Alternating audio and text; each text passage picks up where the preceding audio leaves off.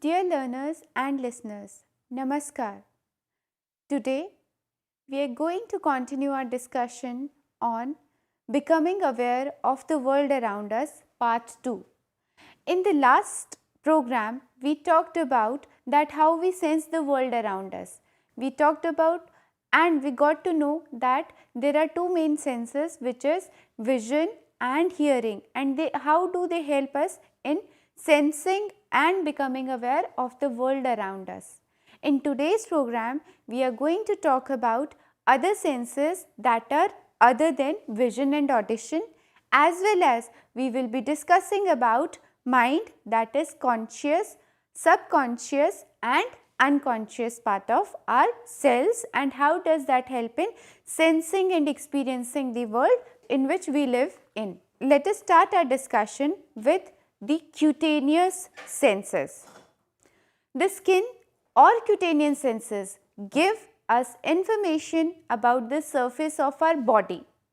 Skin could be considered as a giant sense organ that covers the entire human body. Skin senses, also called somesthetic system, consist of number 1 pressure and touch, number 2 temperature sensation, which is cold and warmth, and number 3 pain. It has been found that the skin is not uniformly sensitive throughout the body but has differential sensitivity. Now, what is differential sensitivity? That is, points of greatest sensitivity to touch, cold, warmth and pain are differently located in the human body. Some areas are more sensitive to touch, other to pain, and so on. Let's talk about pressure and touch.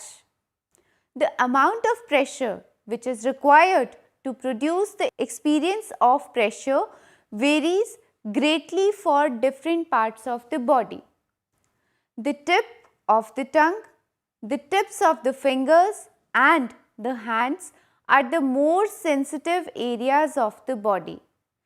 The experience of touch is felt if we apply gentle pressure on the skin, or if we slightly move or touch the hair on the body. It is believed that a fairly complex structure called mucinous corpusculus serves the pressure sense in the hairless regions of the body. The nerve endings do the same for the roots of the hairs. It is believed that free nerve endings convey touch impulses. Sensing the temperature, experiences of cold and warmth are felt by changes in normal gradient of the skin temperature. That is, difference, which is gradient between skin surface temperature and the blood temperature. It is believed that free nerve endings appear to be responsible for signaling information about temperature. Pain. Let us talk about another side of pain, which one has never thought of. Pain has great significance in human life, though we would prefer not to experience it. It has immense biological importance because it signals that something is wrong within the body. If pain sensations were not there, we could bleed to death without being aware of the wound. So, pain is a friend, not enemy. There is evidence that free nerve endings are the receptors stimulated by tissue damage. It is believed that the free nerve endings of pain spots must be specialized in some way to respond to painful stimuli. That is, free nerve endings are specialized to pick up and convey different body conditions. Let's come up to the other sense, which is the sense of taste. The sense of taste or the gustatory system has 4 basic tastes: salty, sour, sweet and bitter. The tongue is not uniformly sensitive to all stimuli. For example, back of the tongue is sensitive to bitter stimuli and the tip of the tongue to sweet. The sides of the tongue respond mainly to the sour stimuli and the tip and part of the sides respond to salty solutions. Taste buds contain hair cells that are the taste receptors. People on an average possess about 10,000 such taste buds. The taste buds are spread all across the surface and sides of the tongue, and some are located in other regions of the mouth.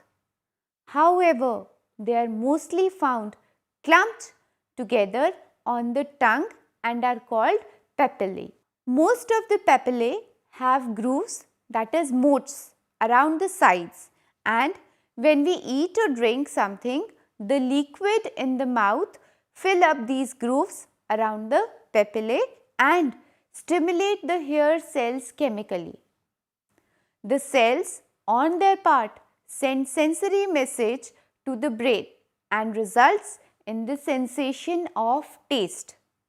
Another sense is the sense of smell. Smell or the olfactory system provides information about chemical compounds suspended in the air.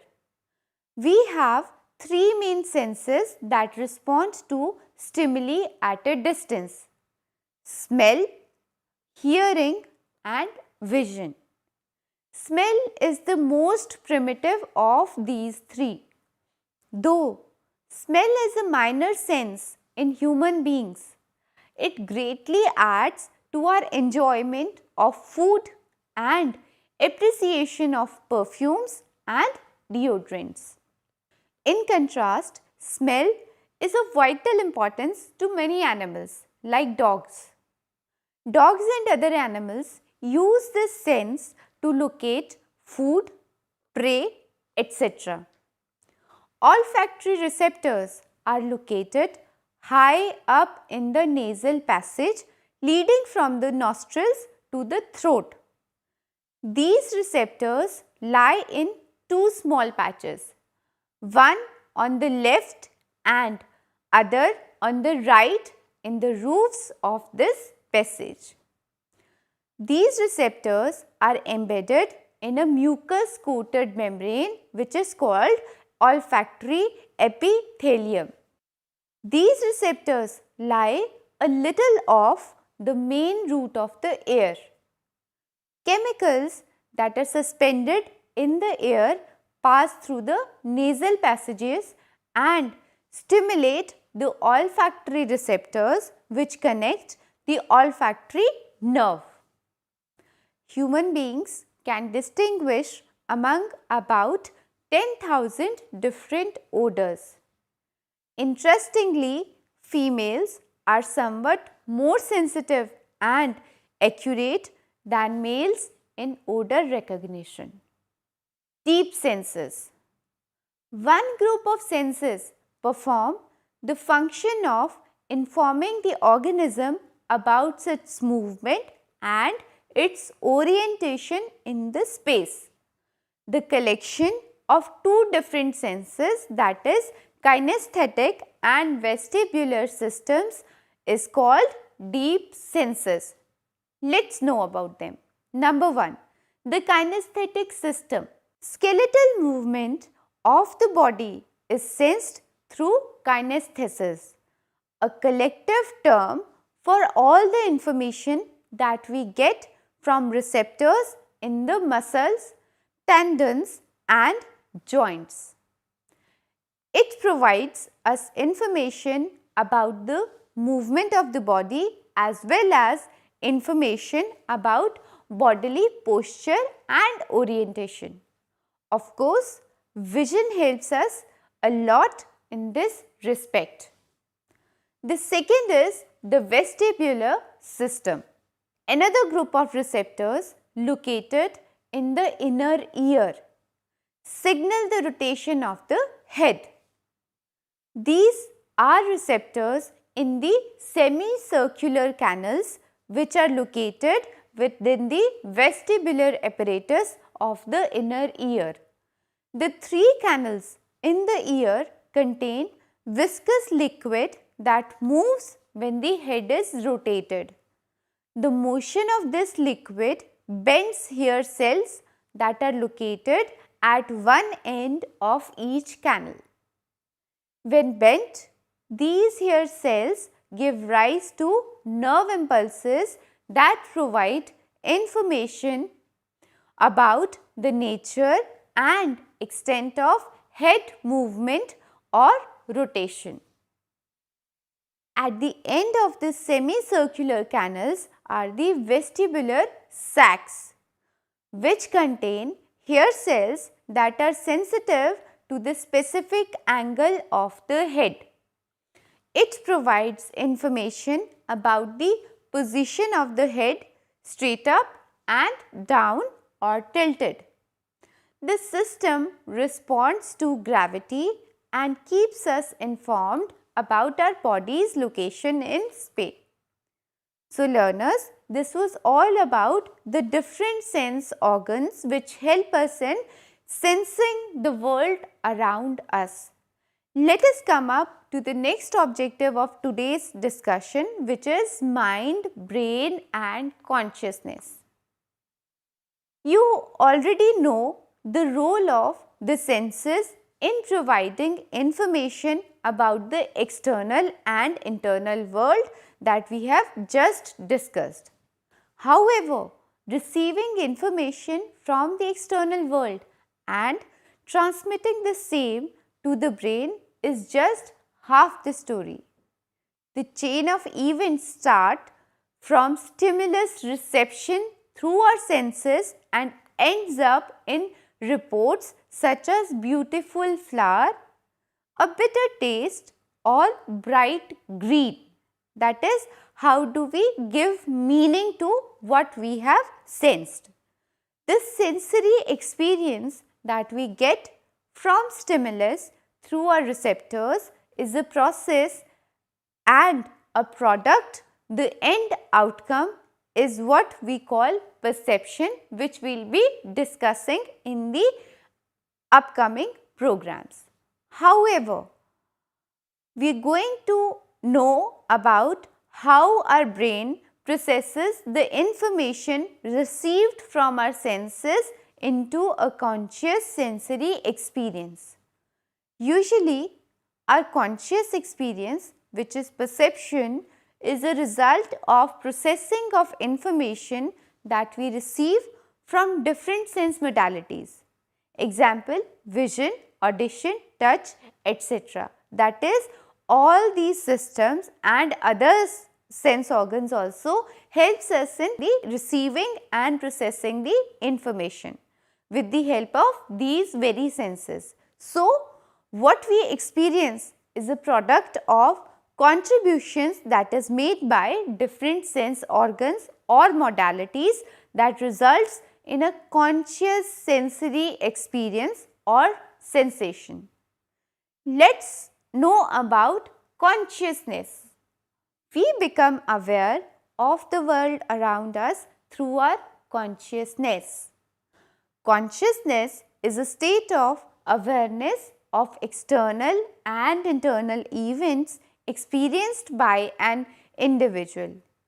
In ordinary waking state, that is consciousness, we are aware of what is going on around us. We are aware of our thoughts, feelings, desires, perceptions, etc. On the other hand, if one falls down unconscious due to low blood pressure, one is not aware of all that is happening around the person.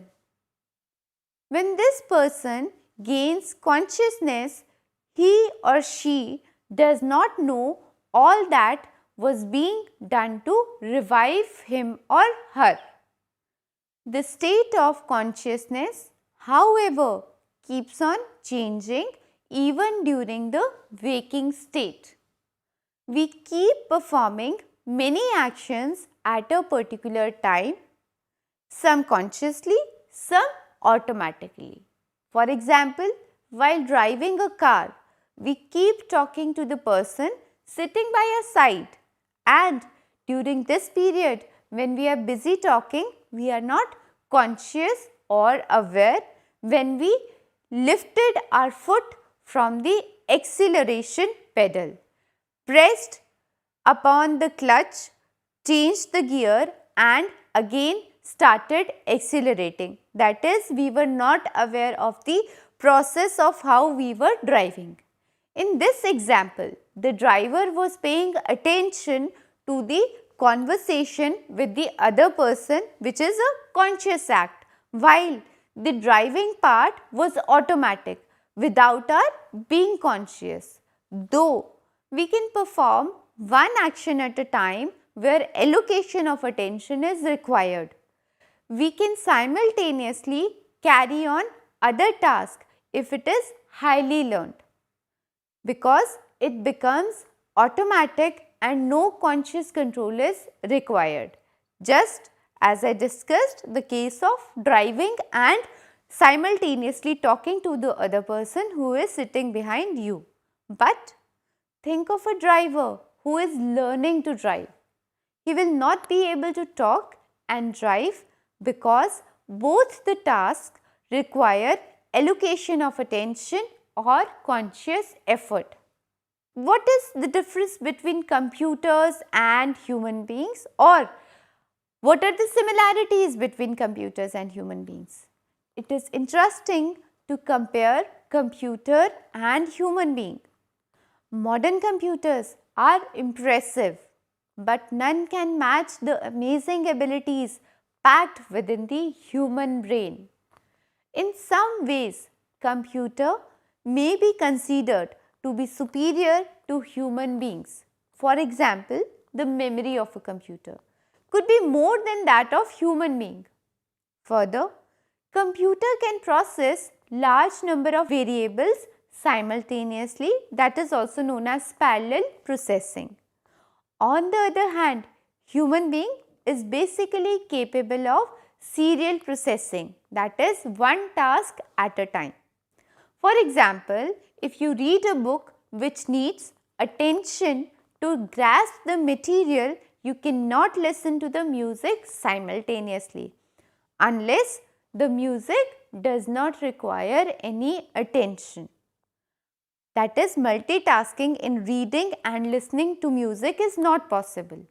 However, tasks which are highly practiced, like driving a car, can be executed with other tasks that require attentional resources. That means one task is being performed automatically, that is without conscious control, and the other under conscious control. It is important to note that no computer can perform the function of thinking, at least presently. No computer is equipped enough to think. Computer has no emotions, imagery, insight, desires, motives and creativity that a human brain has. Computer can perform to the extent the hardware and programs allow. On the other hand, human brain is capable of performing various cognitive and affective functions without any limit. The most important difference between the two is that human beings has consciousness, whereas the computer does not. Mind is often considered a functional correlate of brain. Our thoughts, memory, mental images, reasoning, decision making and so on are all aspects of the human mind. Brain has a physical structure, for example, neurons, and some physiological action is generated whenever the brain works. Its psychological correlate is what we call mind. The cognitive functions of the brain are what we call the functioning of the mind. The process of socialization and learning experience a human being undergoes amount to programming the hardware, that is the brain, the human being inherits. Let's talk about the levels of consciousness. We had already discussed the levels of consciousness in the previous programs. Let's know more about it.